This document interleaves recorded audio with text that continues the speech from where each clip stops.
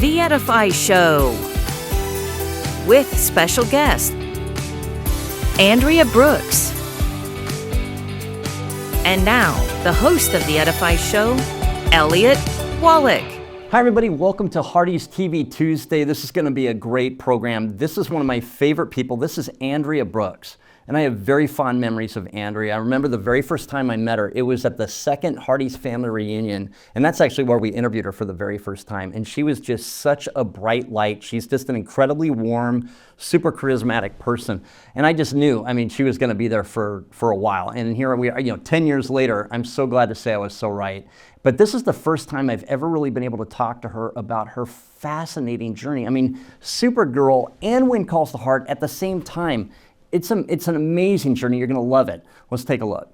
Thank you so much for being on the program. I really appreciate it. I really do enjoy you so much. And I just remember, like I've always talked about, that one time we were in the green room, and for whatever reason I just got trapped with your husband. And he was just the nicest guy. And it's been fun to actually watch, because when we first met, I think our son was almost the same age as your daughter. I think he was a little bit old. Crazy. Right. Yeah. And just watching you sort of these things. Later. Yeah, and all these things just evolve. And one of the things that there's a couple things that I've been real fascinated about with you. One is I wanted to talk about how you started, because it's such a unique thing, because you started as an ice skater, right? Can you talk to me a little bit about that? Sure. Yeah. Yeah, I was a competitive figure skater like my mom growing up. Skated every day after school, morning, 6 a.m., before school, after school. And that was my life. And there was an open casting call for a Disney movie, and they had little flyers circulating throughout our little skating club. And, all of the skaters were super excited. Like, I'm going to go downtown and audition for this Disney movie. I think they were looking to fill small roles with people who could actually skate and people who maybe had a bit of performance experience. So I begged my mom, and she wasn't keen on me going because I was a very busy kid. My brother was a busy kid. My parents were very busy. And she was just like, you do enough. No. And then I was like, well, I asked my friend, and her mom is going to drive me. And then my mom was like, fine, I'll take you to this little audition and get it out of your system. And then that's that. And so there was an audition room. I went in. All the girls were going in and out and saying, they'd have one line or two lines. And then they were out the door. And then I went in. And I said my lines, and then the casting director looked up, and I was just like, oh, I think it went really well or really badly. And she's like, do that again. And then she handed me another set of sides, which are lines on the spot for another character. She's like, can you just do a cold read? And I was like, yes, I can. And anyway, I was in there for 15, 20 minutes. And then I just remember I left, the door open, and then I saw my mom, and she went, oh, no, you're going to be an actor. Oh, no. And it was just this moment. And I just, in that moment, and it's true, we got home. By the time we were home, there was a phone message on our answering machine. This is how long ago that this was. Right. And it was like, we were impressed, and we forwarded her stuff to Disney. And does she want to talk to an agent? We have someone who's it just happened like that. Wow. And then, then I went through, I didn't end up booking the role. I ended up being testing for the lead of Ice Princess, is what it was, Disney movie, and didn't get it, but got far down that process, and then ended up with an agent, and he was like, do you want to act? And I said yes, and just never stopped. So were there any other ice skating roles after that? Was it just like literally foot in the door? Or? Yeah, you know what? I don't. It was literally foot in the door. And then by that point, I started right at the bottom of the barrel. I was doing auditions for, commercials and one little small lines on shows. And I really just worked my way up. Took years and years and years. But no, I've never revisited skating, I don't think. I might be wrong here. But no, the skating, it was just, foot in the door. How unique. And I'm sorry, how old was that? Were you? I was 15. 15. Mm-hmm. And so your mother was literally a professional skater. She was... I don't think she never reached the super competitive top tier, but she got into coaching. Right. So, but that's her world still to this day. She watches every single championships. She travels to go watch. She knows everybody in the Canadian figure skating community. Really? Like, that's still her thing. And then, I skated. And then by the time I got into acting, it was a bit of a swap, kind of switched. Wow. And so were you interested because mom was interested, or mom really thought, okay, this is something that really helped me. I really want you to be involved in it? That's a good question. Yeah. I think I did it because my mom did it. I liked it. Right. I did well, but I don't know if that really was who I was now looking back. Right. loved it, learned so much from doing it. I think a lot of my performance skills kind of were initiated through the craft of figure skating. But yeah, I don't know. I think acting was it for me. Man, well, I got two things that come to my mind. First, I got to ask, when was the last time you put on a pair of skates? Oh, it's been a while. Really? It's been a while. I had a pair on. I was with my family, and we were in Ontario 2 Christmases ago, and I think I laced up my skates, and I may have not. You know what? It's a weird thing. It's a weird relationship to figure skating because I feel like I really left that behind and I shut the door. So even putting them on for fun is a bit of a throwback. I just have all these weird memories, and it's just like, I feel like this chapter is done. Right. It's just kind of like, it's frustrating because I wouldn't have the talent that I once had. So it's almost frustrating putting them on because I'm like, I can't just do everything I used to be able to do. But I should really get over that.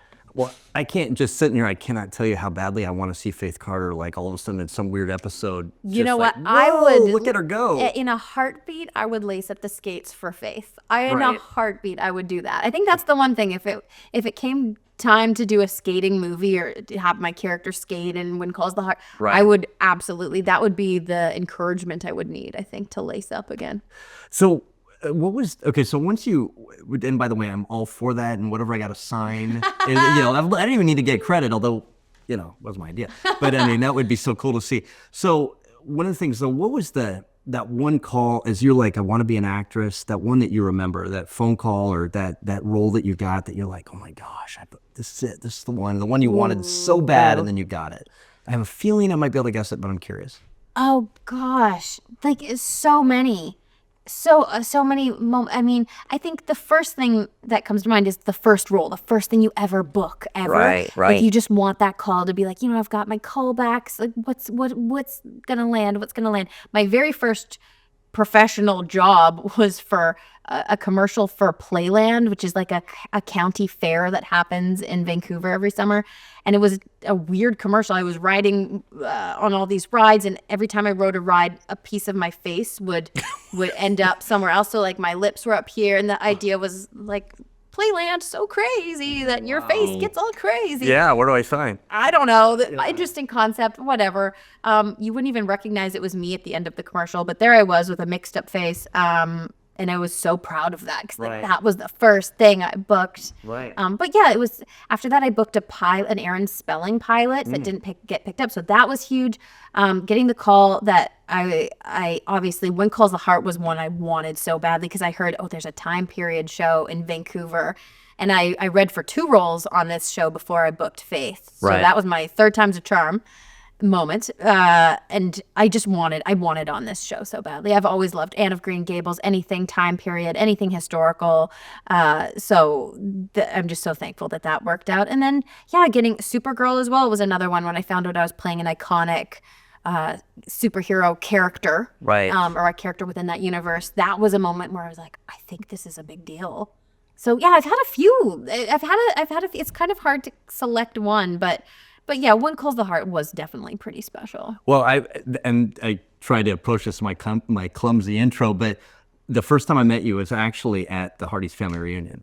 And that's when we interviewed you. Yeah. And I'm so curious, because had you heard of When Calls the Heart when you'd booked it? I mean, I always, so you knew it and you'd heard of it. So did you know about Jeanette Oak or the books? I didn't know about Jeanette Oak, but I may have. Knowing me and knowing that there was a time period show, because I think I said that when I got into this industry as a 15-year-old, I wanted to do time period. I think people had told me, they're like, you look like you could do time. I don't know. What does that mean? I don't know what it means, but people did tell me that. So I was kind of waiting. I'm like, I'm waiting for my moment to do time period. I don't know why it's not happening yet. Right.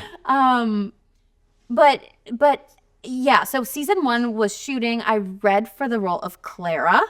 And that did not, I believe it was Claire. No, sorry. It was Julie. I read for the role of Julie. And I know I got close because I got a phone call saying, hey, would you be willing to dye your hair tomorrow?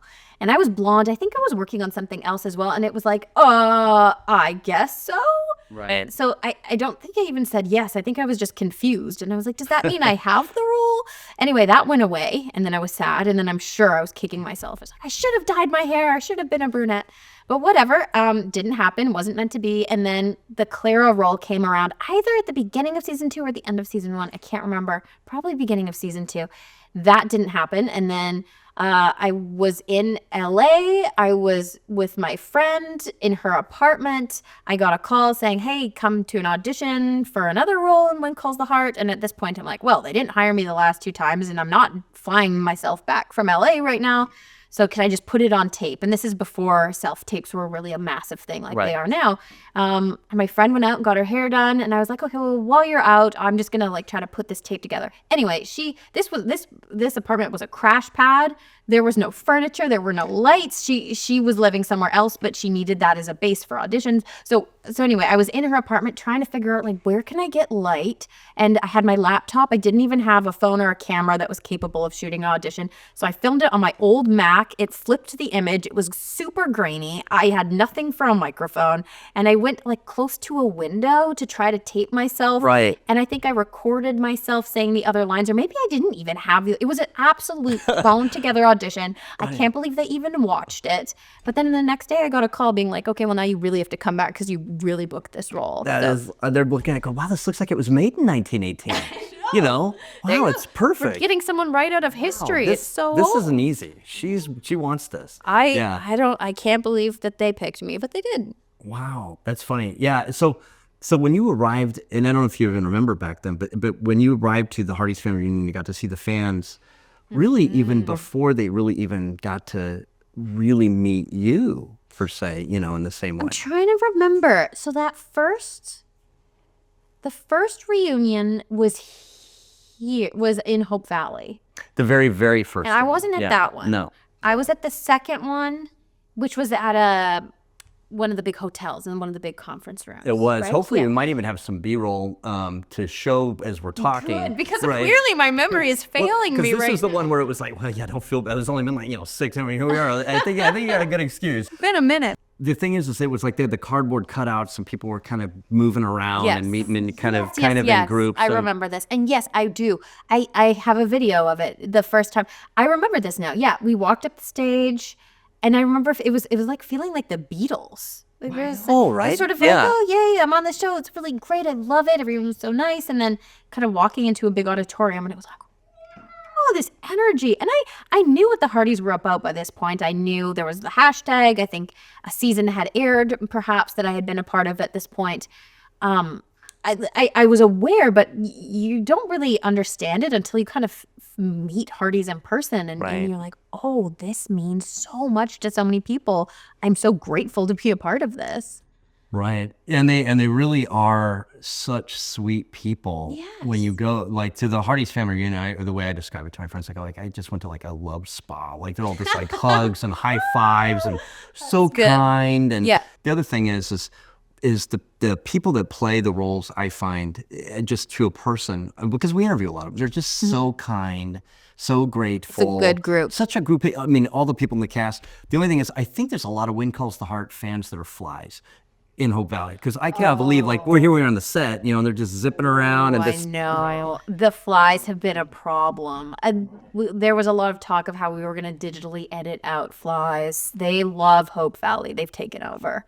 Right, yeah, I know it. They have. Yeah, they're everywhere. I know. It's crazy. We do have to redo a lot of shots, actually. Because of the fall. Well, it was a beautiful take. It was lovely. You got the tears. It was wonderful. But there's a fly in your face. Let's go again. Yeah, well, the discipline, too, where you're trying to save it and you got a fly crawling across your eyeball or something. Oh, my gosh. There was a scene I did with Pascal last season, and it was one of those really serious moments in the doctor's office, and there were tears. Like, it was a very heightened emotional moment, and I heard, and then I heard a fly get stuck in a sticky trap right above our heads, and it went, really? And I remember just being like, I can't focus, and I always try to save the take, but I couldn't, because I was just like, I can't. I'm like, I'm sorry, you guys. There's a fly and it's dying above us, and I can't focus. I'm sorry, Pascal. Anyway, and then Sound looked at me and they were like, thank you. All that sound could hear on the boom was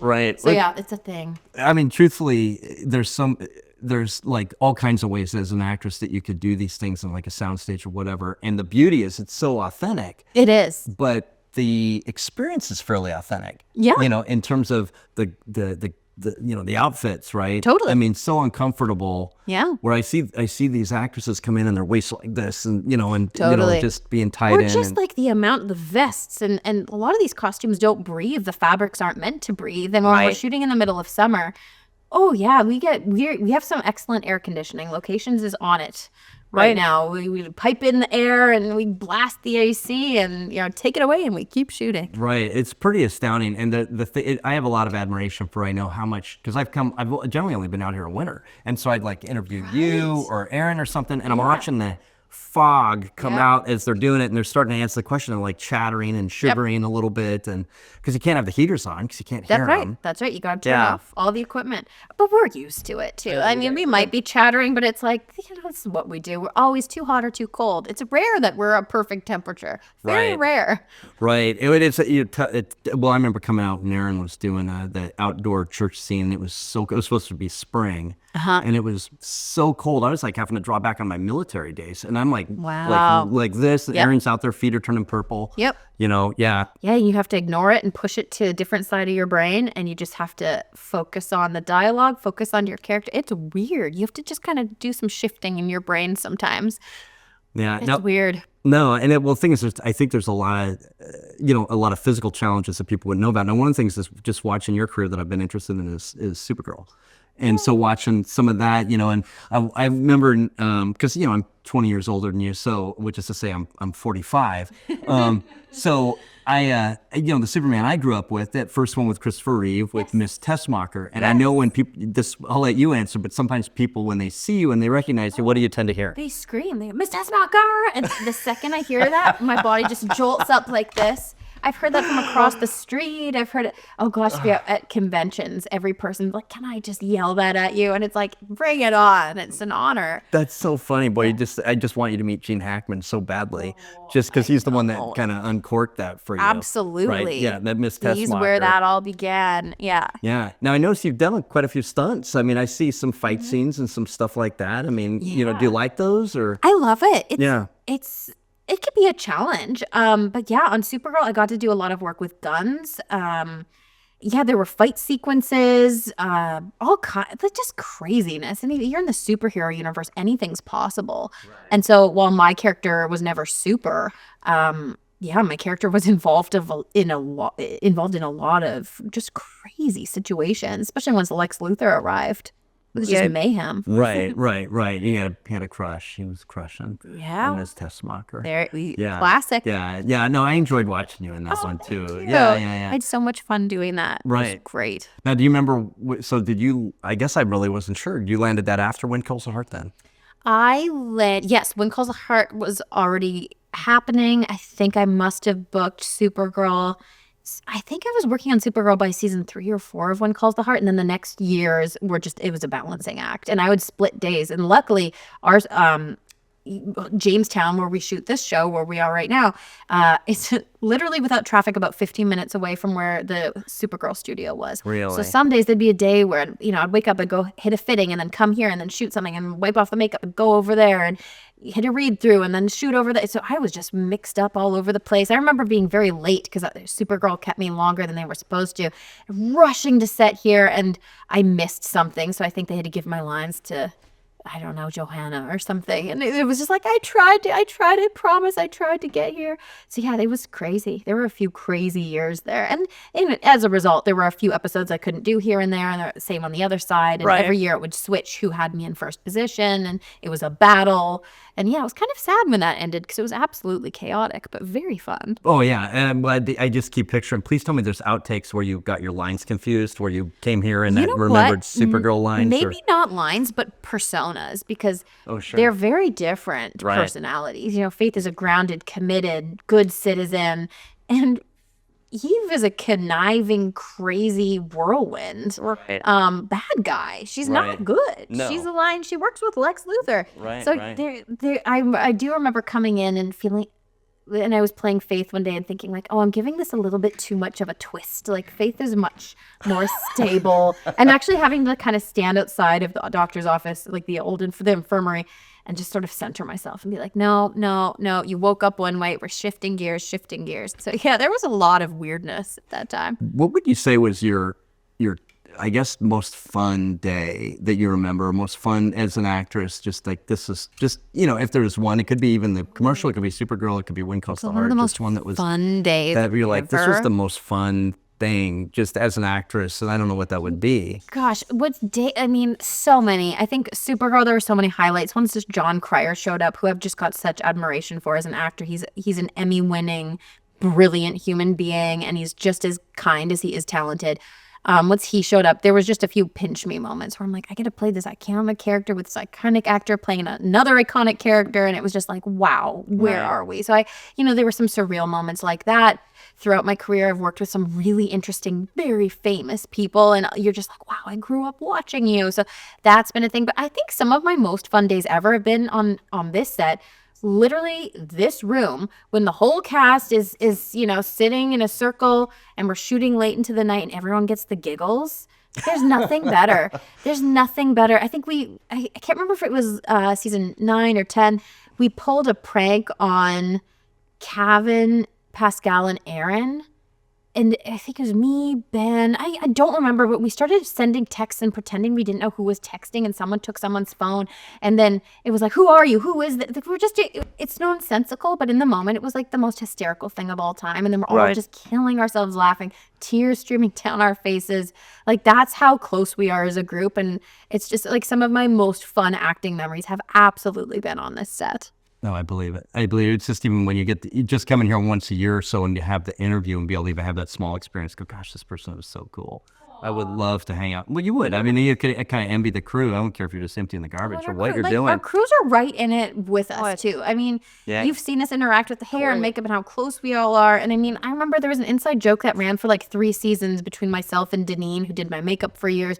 And for some reason, we just had this joke, like, imagine if these shoes ended up in the garbage. Like, it makes no sense, but we'd be like, the shoes in the garbage, and we'd just be crying, laughing. Because that's the thing, when you shoot a series, you work around the clock. The hours are absolutely insane. Sometimes you're so overworked and so underslept that you just meet each other in these crisis moments, and it's just like the world's all falling apart, but we're here together, yay, and we're friends, and then it makes everything better. So we've seen each other through some ups and downs, and yeah, we're all just so close as a result of that.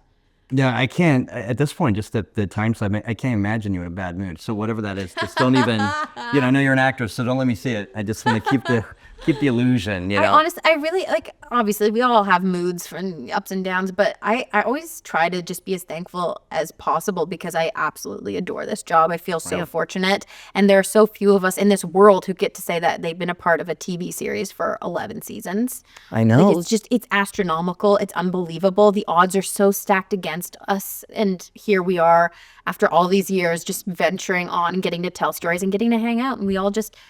Like, even today, it's just like, who am I going to have lunch with? Chris is here. Chris, let's have lunch. Like, we're all such good friends. I don't know. The thought of it ending is hard. I can't even say it. I'm not even going to I know. We'll ruin the makeup. Because, it would ruin the makeup. Yeah, no. Exactly. No. Yeah, it's a ball. We're having a ball. Yeah, and I can't imagine, like you say, I could see it going to 20 years easily, because there's really nothing else Totally. comp out there like that. I think I'll be doing this. I won't remember your name. I'll look like Bob Barker, but I'll still, I'll still be trying. Yeah, I just think it could just, like you say, it can just go and go. Because the town is such a central, obviously Elizabeth is the main character, and Erin is just the most fantastic number one that anyone could ask for. She's brilliant at this role. Totally. But the town is such a focal point. The town is such a character, and towns change and grow, and you get to kind of evolve alongside the town. And so there's always stories to tell. You're never going to run out of stories when it comes to Hope Valley, I don't think.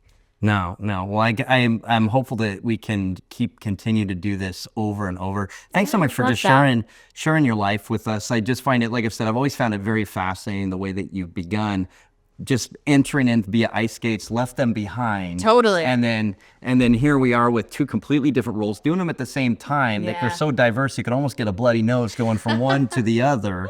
And then, like I say, and then now it's just, Wind Calls the Heart. Yeah. And I'm loving it too. I'm loving it. Hopefully we can continue to see it. Thanks again. Thanks for being a part of this. Thank We'll you. continue to talk to you some more. Love it. Yeah, you bet. And that concludes this episode of the Edify Show. Thank you so much to Andrea for joining us. You guys are definitely going to want to tune in next week. Super excited. Melissa Gilbert on Hearties TV Tuesday. You're not going to want to miss it. And until then, we'll see you right here on the Edify Show. Tune in next week for Hearties TV Tuesday. Elliott will be interviewing Melissa Gilbert on the set of Wind Calls the Heart. You won't want to miss it. Don't forget to like and subscribe on our YouTube page. And never miss a thing when you register at hearties.com, where people around the world are coming together to support inspiring entertainment. And we'll see you next week on The Edify Show.